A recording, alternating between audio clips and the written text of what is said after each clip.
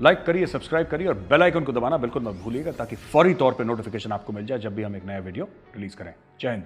Hinduism सबसे अच्छा है, और अगर जो हिंदू नहीं होगा तो वो नर्क में जाएगा, वो जहन्नुम में जाएगा अगर वो हिंदू नहीं होगा। मैं ये सब नहीं मानता, क्योंकि मेरा मजहब, मेरा धर्म जो है, मेरा पंथ जो है, वो मुझे ये सब नहीं सिखाता। मेरी जो बातचीत है, मेरी जो लड़ाई है, वो इक्वालिटी की है। जब इंडिया में हम सेक्युलरिज्म की बात करते हैं सर, तो मैं ये कहता हूं कि every religion must be treated equally.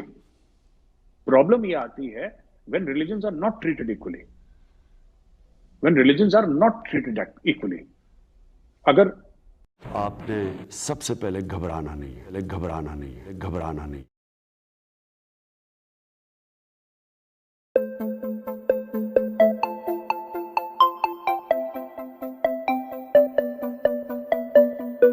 मैं कुछ बुरा बोलूं सर, मेरी मुराद गौरवालिया से नहीं है, कोई भी अगर बुरा बोलता है तो उसके लिए तो लोग कह देते हैं सर तन से जुदा और 10 लाख रुपए देंगे इसका सर काट के लाऊं। लेकिन हमारे देवी देवताओं को रोज गाली देते हैं, और वो सेक्युलरिज्म का ठप्पा है sir. That is a sign of secularism. ये गलत है sir. We should respect sir. आप गीता और रामायण की इज्जत करें, मैं कुरान की इज्जत करूं। आप प्रभु श्री राम की इज्जत करें, मैं हजरत मोहम्मद साहब की इज्जत करूं।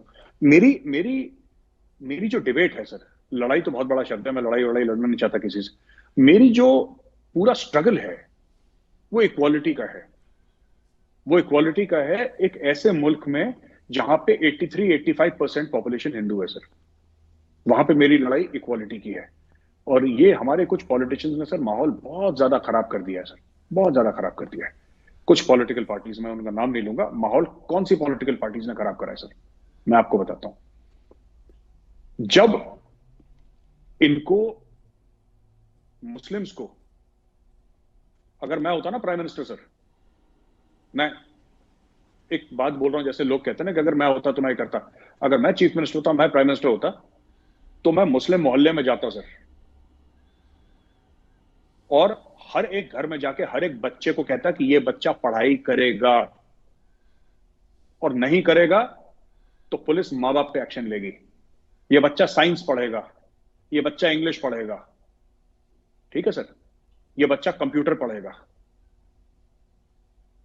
कुछ पॉलिटिकल पार्टीज ने सर 70 साल से, ये आज रोते हैं कि मुस्लिम्स को जॉब क्यों नहीं मिलते। इन लोगों ने क्या करा सर? सर मुसलमान का भी उतना ही दिमाग है जितना हिंदू का है, ठीक है, उसका भी उतना ही दिमाग है सर, उसका भी उतना ही टैलेंट है। इन लोगों ने क्या करा, बोला कि नहीं हम तुम्हें हज में सब्सिडी देंगे, ठीक है, हम हज हाउस बना देंगे। What is the point sir? आप पढ़ाइए, आप उसको इतना सशक्त कर दीजिए, एक मुसलमान को एजुकेशन के थ्रू आप इतना मजबूत कर दीजिए कि उसको सब्सिडी की जरूरत ही ना पड़े सर। अगर मैं होता, मेरे हाथ में ताकत होती, मैं यही होता, मैं जाता वहां पे, और जो भी मुस्लिम माँ बाप हैं मैं उनको कहता कि आप अपने बच्चे को सरकारी स्कूल में, जहां पे टॉप एजुकेशन आपको फ्री ऑफ कॉस्ट दिया जाएगा, आप अपने बच्चे को पढ़ाओ, मेक हिम स्ट्रांग, इंटेलेक्चुअली उसको स्ट्रांग बनाओ, तब जाके। क्योंकि sir they are part of our country, Muslims are part of our country. हमारे पॉलिटिशियंस ने क्या करा सर, कि हमारे पॉलिटिशियंस ने ऐसा कर दिया है सर कि एक एक चीज के पीछे सर, कि इस रिलीजन से हमें इतने वोट कैसे मिल सकते हैं, इस मजहब से हमें इतने वोट कैसे मिल सकते हैं, ये कैसे हो सकता है। They have been using minority population as a vote bank, which has harm this country sir, which has harm this country. तो ये बहुत जरूरी है, मुझे लगता है। ये जो हेट स्पीच की आपने बात करी, बिल्कुल गलत, but hate speech should be condemned through out sir. Selective condemnation नहीं होना चाहिए। और मैं ये नहीं कह रहा कि उसकी वजह से, क्योंकि नहीं हुआ इसकी वजह से जो बोला वहां पे मुसलमानों के खिलाफ, वो सही है, बिल्कुल सही नहीं है sir. That is a criminal offence, that is a criminal offence, and the strictest punishment should be meted out to those people, इसमें कोई शक नहीं है। लेकिन थोड़ा तो सोचो। कोई ये बोलता है कि 15 मिनट के लिए पुलिस गायब कर दो तो हम हिंदुओं को बता देंगे, और ऐसे कई स्टेटमेंट्स हैं सर, कई स्टेटमेंट्स हैं जो लोगों ने, बड़े बड़े यहाँ पे जो मुस्लिम लीडर्स हैं वो बीच में स्टेटमेंट देते हैं। और पाकिस्तानी मीडिया, मैंने एक बात और नोट करा है, पाकिस्तानी मीडिया तब बड़ी बात करता है अगर ओवैसी का भाई बोल दे कि 15 मिनट के लिए पुलिस गायब कर दो, मैं हिंदुओं को देख लूंगा, तो बड़े हंस हंस के पाकिस्तानी टीवी एंकर्स कहते हैं देखो ये मर्द मोमिन है, शेर का बच्चा है, बीच में खड़े होके 85% हिंदू पॉपुलेशन के बीच में खड़े होके ये किस तरीके से चैलेंज करता है। ये तब बोलते हैं, उनको कंडेम नहीं करना चाहिए कि तुम ऐसा क्यों बोल रहे हो। जब ये होता है फिर विक्टिम कार्ड प्ले करते हैं, ये गलत है sir. There should be equality of all religions in India, that is secularism, जहां पे सब बराबर हो। लड़ाई बराबरी की है सर, लड़ाई ये नहीं है मैं, मेरा धर्म किसी से सुपीरियर नहीं है, ना मैं इंटरेस्टेड हूं, ना मैं इंटरेस्टेड हूं मैं किसी को हिंदू बनाऊं सर। मुझे कोई इंटरेस्ट नहीं कोई हिंदू बने। आप जो हो अच्छे हो, आप अपने घर में रहो, खुश रहो, आबाद रहो। पढ़ो, बच्चों को पढ़ाओ, माँ बाप की सेवा करो, दैट्स इट। मैं सब आपने बात की कि मुस्लिम मोहल्ले में आप जाएं तो आप वहाँ पे ये प्रीच करें, ये उनको कहें, अगर आपके पास अथॉरिटी हो कि अपने बच्चे को साइंस पढ़ाओ, इंग्लिश पढ़ाओ, आज के इकोनॉमिक्स पढ़ाओ। मैं अभी 2 हफ्ते पहले भारत में था, तो मैंने ओखला के इलाके में, जामिया मिलिया के इलाके में 3-4 रोज़ गुजारे और मैंने देखा कि बहुत बड़े बड़े इस्लामिक सेंटर हैं। मुझे अच्छा लगा और वहाँ पे नमाज़ें जुमे की जो हैं बाहर पढ़ी जा रही हैं, सब कुछ है। लेकिन जो मुझे बात फील हुई वो ये थी कि जो आम मुस्लिम है वो तो भारत के साथ बहुत प्यार और मोहब्बत करता है, लेकिन जो पढ़ा लिखा एक पोलिटिसाइज तबका है, जो लिख रहा है अखबारों में, जो मुख्तलिफ टीवी चैनल पे बात कर रहा है, उनमें से एक बड़ी जो तादाद है, मेरे साथ मुझे महसूस हुआ वो जैसे पॉलिटिकल कार्ड्स खेल रहे हैं। वो तो बहुत पढ़े लिखे हैं, मुस्लिम कम्युनिटी के लोग हैं, जामिया मिलिया में पढ़ते हैं या पढ़ाते हैं या JNU में पढ़ाते हैं। तो ये जो सूरत हाल है, ये क्या कोई वहाँ पे डायलॉग आपको नज़र आता है कि जिससे रिजॉल्व हों चीज़ें? सर ये सब झूठ बोलते हैं, मैं आपको बताता हूँ। मैं नाम नहीं लूंगा लोगों के, लेकिन क्योंकि मैं अब क्या बताऊं सर, मैं 2016 से, जब से मैं मीडिया में आया हूं, और ऐसा कोई चैनल नहीं है, ऐसा कोई चैनल नहीं है जिसपे मैं अपीयर नहीं हुआ। दूरदर्शन से लेकर बाकी जितने भी प्राइवेट चैनल हैं, मैं सब पे आया हूं सर। मैंने एक बात देखी है, ये एक दूसरे को टीवी पे गाली देते हैं, ठीक है सर, और फिर साथ में बाद में बिरयानी खाते हैं, ठीक है, और ऑडियंस तो है ही बेवकूफ। तो कहने की बात यह है कि ये जो पढ़ा लिखा मुसलमान तबका है, कुछ, सब नहीं है सर, क्योंकि मेरे भी कई पढ़े लिखे मुसलमान दोस्त हैं, राइट, एंड मैं कोई नहीं होता कहने वाला कि दे आर पेट्रियट्स और not patriots. Sir everybody is a patriot. मैं कौन हूं? मैं कोई सर्टिफिकेट की एजेंसी नहीं है मेरी, ठीक है। They are like normal sir, उनके भी वही कंसर्न है जो मेरे हैं सर। वो EMI गया नहीं गया, नई गाड़ी लेनी है, कहां से पैसा आएगा, बच्चे को यहां भेजना है पढ़ने के लिए, जैसा एक आम लोगों का है वैसा उनका भी है सर मामला। कुछ लोगों ने पॉलिटिसाइज कर रखा है, जैसे वो सर वो गुड़गांव में नमाज का केस है, आपने सुना होगा, राइट, ये नमाज का केस है। अब मैं आपको एक एग्जांपल देता हूं, आप ये देखें कि सर, आप गूगल पे जाके देखें कि गुड़गांव में मस्जिद कितने हैं sir, and what is the requirement. मैं कोई, देखिए sir, I am against any festival of any religion और एनी प्रेयर जो मुझे ब्लॉक करती है सर रास्ते में।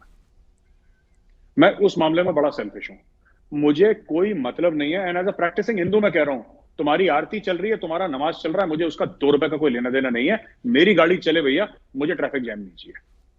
That is my intent of saying this sir. आज जो मुसलमान सड़क पे नमाज कर रहा है, पढ़ रहा है, या पब्लिक प्लेस में पढ़ रहा है, वो गलत कर रहा है। कल अगर कोई सिख करे, हिंदू करे, वो भी गलत कर रहा है sir. Public place is for the public sir, ये आप ऐसा नहीं कर सकते। कल सर मैं ही कह रहा हूं कि यहाँ पे मुस्लिम्स कह रहे हैं नमाज, कल हिंदू बोलेंगे कि हमें आरती करनी है। सर 100 करोड़ हिंदू हैं इस देश में, 100 करोड़ हिंदू है सर, मंगलवार को आ जाए आरती करने के लिए, पूरा देश बंद हो जाएगा। ऐसे काम थोड़ा ना चलता है सर। तो रिलीजन जो भी है, हिंदू मुसलमान सिख ईसाई, भैया रिलीजन अपने घर पे रखो और देश की बात करो। Talk about the country, nation first. आपके धर्म से, आपके मजहब से बड़ा भारत है। जब आप ये सोचेंगे आपके धर्म और आपके मजहब से बड़ा भारत है, तब जाके भारत तरक्की करेगा। कोई कह रहा है नहीं मुझे नमाज ही पढ़नी है, कोई कह रहा है मुझे पूजा पाठ करना है, कोई, ठीक है करो, अच्छी बात है, अपने घर के अंदर करो, मस्जिदों में करो, मंदिरों में करो, ऑफिसेज में अगर अलाउड है तो ऑफिसेज में कर लो, लेकिन प्रोजेक्शन ऑफ पॉलिटिकल पावर नहीं होना चाहिए सर। प्रोजेक्शन, उससे क्या होता है, फिर उससे बात हाथ से निकल जाती है, एंड दिस इज रॉन्ग। मैं सब आखिर में जानना चाहेंगे कि 2022 जिसका हम आज स्वागत कर रहे हैं, इसमें आप एंटीसिपेट क्या कर रहे हैं, ख़ास तौर पर वो बातें जो अभी मैंने और आपने की, इनके कॉन्टेक्स्ट में? देखिए साहब, मैं तो ये एंटीसिपेट कर रहा हूं कि जो अफगानिस्तान का मामला है, मैं रैप अप कर दूंगा 2 मिनट में। अफगानिस्तान का जो मामला है, मुझे लगता है कि सुधरने से पहले एक बार बहुत बिगड़ेगा। दूसरी चीज, 2022 में इंडिया वापस अफगानिस्तान में अपने पैर फैलाएगा, और इंडिया फैला चुका है। ये जो सेंट्रल एशियन रिपब्लिक्स की मीटिंग हो रही है और 26 जनवरी में जो आने की बात चल रही है, ये उसी के लिए है। इंडिया ये भी कह रहा है कि रशिया के साथ मिलके सेंट्रल एशियन रिपब्लिक्स में मैन्युफैक्चरिंग बेस शुरू करेगा। देखिए, आपको मॉनेटरी फायदा पहुंचाना पड़ेगा। पाकिस्तान की यही तो गलती है हर समय। पाकिस्तान की सबसे बड़ी गलती क्या है? वो दूसरे के फायदे की बात नहीं कहता, वो कहता है कि क्योंकि मैं भी मुसलमान हूं और तुम भी मुसलमान हो, तुम मेरा फायदा कराओ। अरे ऐसा थोड़ा ना होता है कहीं पर। This is nonsense, it does not happen like that. India कह रहा है कि ठीक है हम भी पैसा कमाएंगे, आप भी पैसा कमाओ, चलो। तो इंडिया ने बिजनेस में लगा दिया सबको। इंडिया के अफगानिस्तान में पैर पड़ने हैं, ये तय बात है। और इनकी जो अफगान तालिबान है और पाकिस्तान है, इनकी कशीदगी बढ़ेगी, because Pakistan is tactically sound but it is strategically flawed. इनकी कोई स्ट्रेटेजी नहीं है अफगानिस्तान की। पहले इनकी थी वो स्ट्रेटेजिक डेप्थ की, वो बिल्कुल जमीन के अंदर दफन हो गई सर, लंबी लेटी है जमीन के अंदर वो।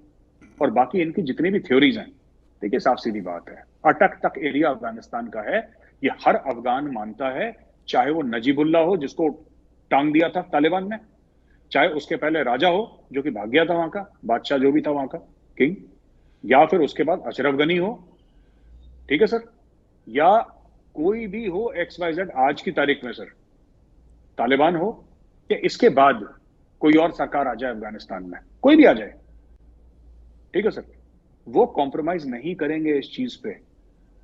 आज बीजेपी है इंडिया में, कल कोई और पॉलिटिकल पार्टी आती है, आपको लगता है वो कश्मीर में कॉम्प्रोमाइज करेंगे? सवाल नहीं है सर। पाकिस्तान में आज तहरीक इंसाफ है, कल अगर आप नवाज शरीफ बन जाता है प्राइम मिनिस्टर, क्या वो कश्मीर पे कॉम्प्रोमाइज कर लेगा? नहीं करेगा सर। जो मुल्क है वो नहीं करते हैं कॉम्प्रोमाइज। दुनिया में जो जंगें चल रही हैं sir, 90% of the wars are because of this, because nations will not compromise on a stand. ले लिया भारत ने, ले लिया स्टैंड, ले लिया, कहानी खत्म। पठानों ने ले लिया स्टैंड, ले लिया sir. And last thing which I want to say sir, the rise 2022, आप मेरी आज बात नोट करिएगा सर, आज की तारीख में 2022 will see the rise of Afghan nationalism and Pashtun nationalism sir.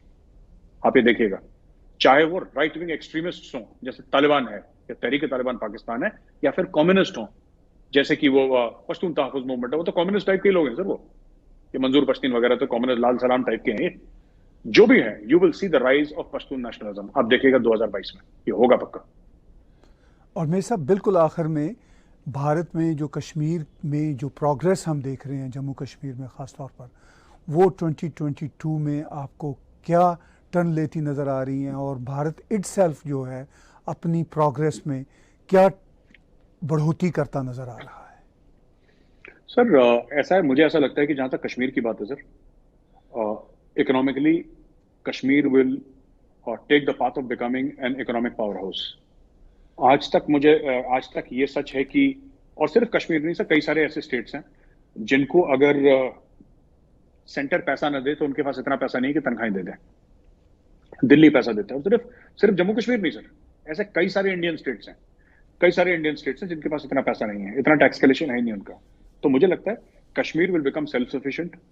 Kashmir खूबसूरती के लिए जाना जाता है, कश्मीर पैसे के लिए जाना जाएगा। और बाकी हिंदुस्तान के और भी जैसे जो स्टेट्स हैं जो इतना प्रोग्रेस नहीं कर रहे, they will also come up, क्योंकि कई सारी, अब देखिए आपके सामने एग्जांपल है सर, 3 साल में आप जो कहिए सर, आप 10 गलतियां निकालिए कि कैसे कपड़े पहनते हैं, कैसे बात करते हैं, वेशभूषा कैसी है इनकी। बात यह है कि आज की तारीख में योगी आदित्यनाथ ने यूपी को लाइन के सबसे आगे लाके खड़ा कर दिया सर। ये सच है, किसी को ना पसंद आए योगी आदित्यनाथ, आपको ना अच्छा लगे, fact of the matter is कि उन्होंने जमीन पे काम करके दिखाया है। यहां पे माइक्रोसॉफ्ट जैसी कंपनी आ गई सर, यहां पे एक मैसिव फिल्म सिटी खुल रही है सर, जिसके ऊपर काम शुरू हो गया।